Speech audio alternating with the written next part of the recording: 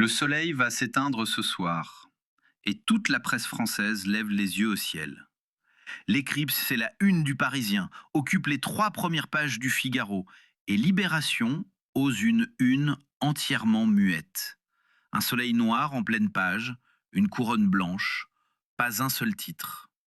Le Parisien, plus explicite, titre Magie noire, et son rédacteur en chef, Tanguy de Lespinay, signe un édito d'une jolie ironie. Ni Dieu ni présage, seulement des orbites et des calculs. Et pourtant, comme nos ancêtres, nous serons nombreux à lever les yeux pour admirer ce non-événement. Les chiffres, vite. La bande de totalité passe par le nord-est de l'Espagne, pas par la France. Chez nous, ce sera partiel, mais spectaculaire. 90% d'occupation à Strasbourg, 92 à Paris, 99,5 à Biarritz. Début vers 19h20, maximum vers 20h20, au moment même où le soleil se couche. Le Figaro cite l'astronome Vincent Coudet du Foresto. C'est assez merveilleux de constater par soi-même que l'on peut prédire à la seconde près le moment où la Lune rencontre le Soleil. Prochaine éclipse totale en France, 2081. Le Figaro consacre une page entière au danger. La professeure Baïf, chef d'ophtalmologie au CHU de Nice, il n'y a pas de capteur de la douleur dans la rétine, donc même si ces rayons sont très nocifs, vous ne vous en rendrez pas compte sur le coup. Et c'est là que Libération fait glisser le céleste vers le terrestre. Édito de Hamdam Mostafavi. Une ferveur quasi mystique s'est emparée des Français, qui ont dévalisé pharmacies et magasins d'astronomie.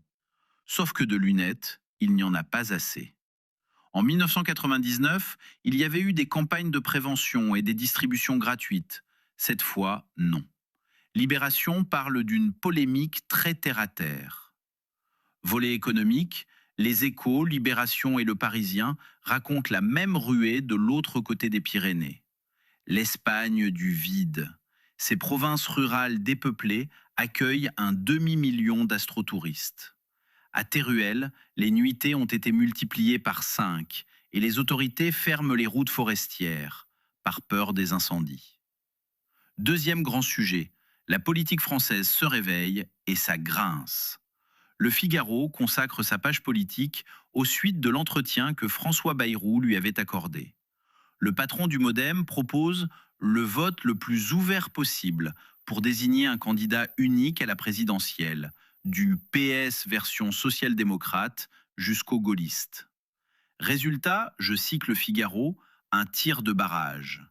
Olivier Faure sur X, François Bayrou ne comprend pas que les Français ne veulent pas prolonger son bloc central. À droite, le bras droit de Bruno Retailleau, ceux qui pensent qu'on va simplement se mettre d'accord sur un candidat unique n'ont rien compris.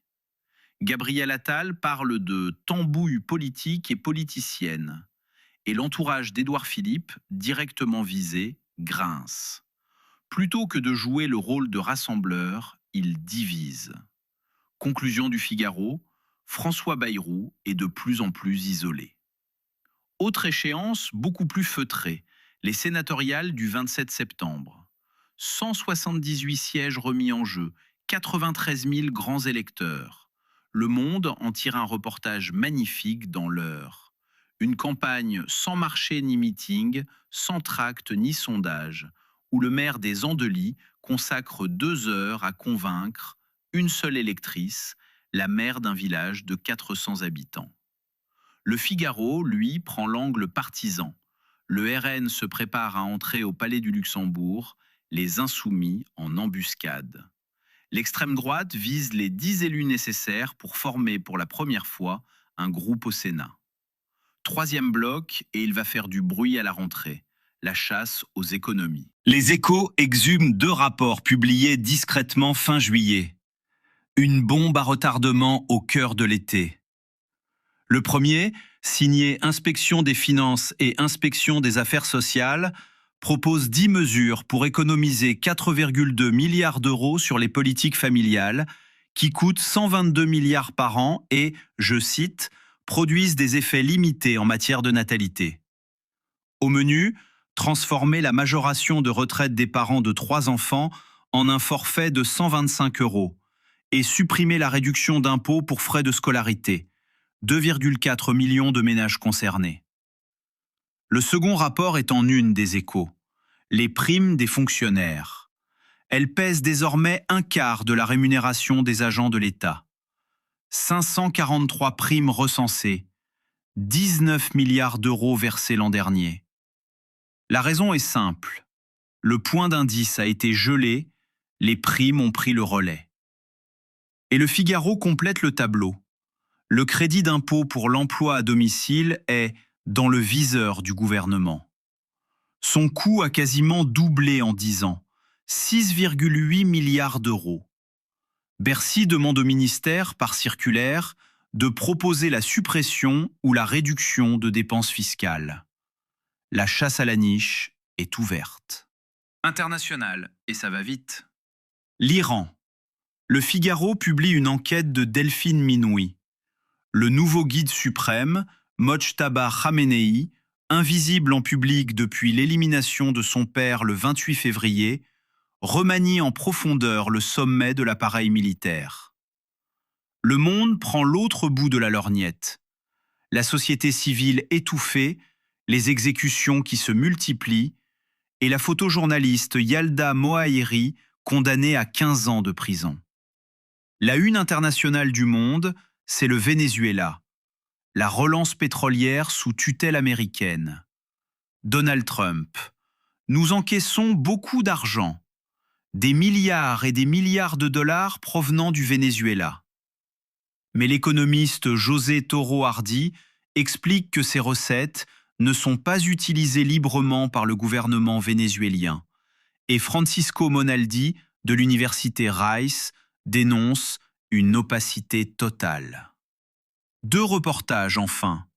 Libération, depuis le Bengale occidental. Depuis la victoire du BJP de Narendra Modi au régional, le gouvernement provincial multiplie les détentions et tente d'expulser des habitants musulmans incapables de prouver leur nationalité indienne.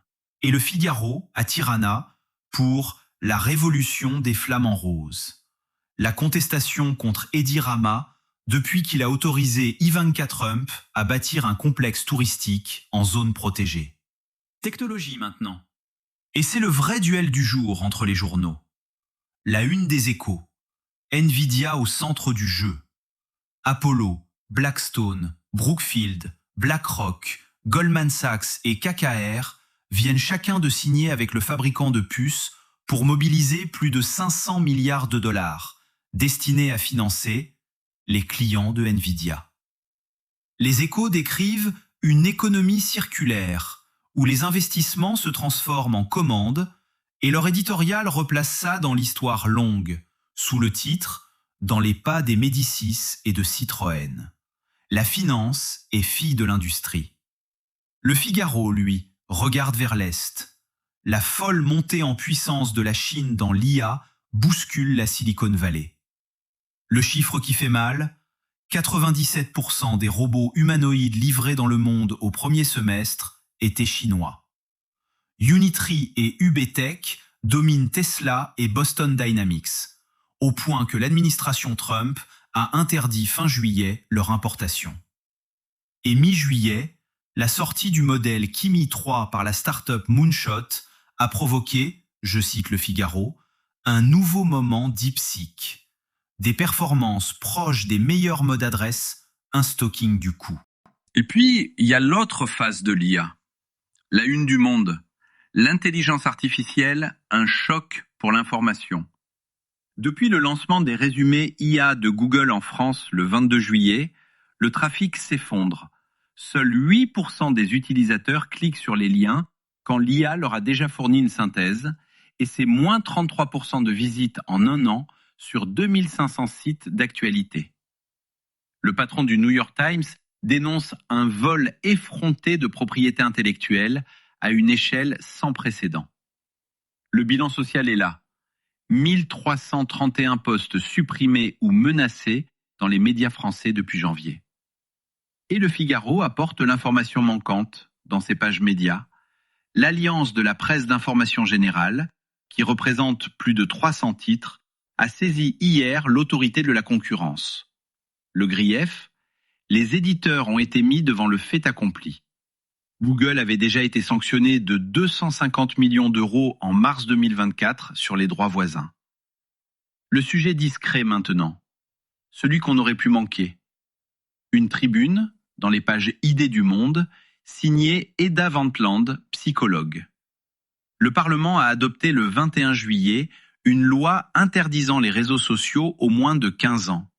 La France est le premier État de l'Union européenne à franchir ce pas.